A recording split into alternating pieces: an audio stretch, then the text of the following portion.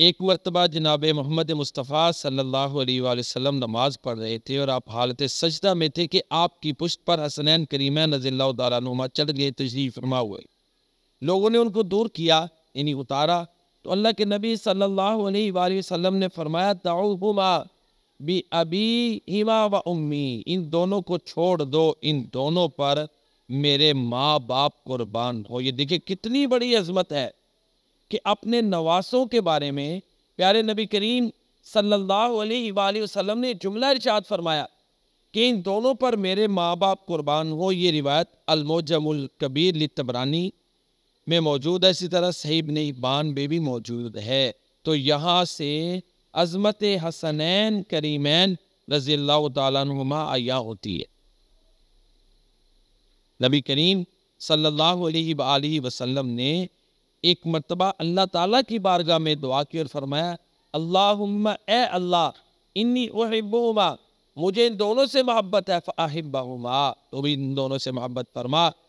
اور پھر آپ نے فرمایا وَأَحِبَّ مَن يُحِبُّهُمَا، اور جو ان دونوں حسنین کریمین رضی اللہ تعالیٰ عنہما سے محبت کرتا ہے تو بھی اس سے محبت فرما۔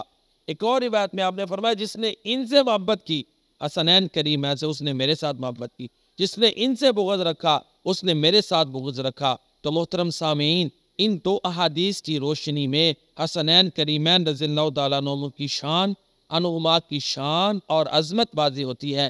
ان دو احادیث کی روشنی میں حسنین کریمین رضی اللہ تعالیٰ عنہما کی شان اور عظمت واضح ہوتی ہے، اور ہر مسلمان کا یہ ایمان ہے کہ ان سے محبت رکھنا لازم ہے، کیونکہ اللہ کے نبی نے دعا دی کہ یا اللہ جو ان سے محبت کرے تو اس سے محبت فرما۔ پھر آپ نے فرمایا جو ان سے محبت رکھتا ہے اس کو میرے ساتھ محبت ہے، اور جس نے حسنین کریمین سے بغض رکھا اللہ کے نبی نے فرمایا اس کو میرے ساتھ بغض ہے۔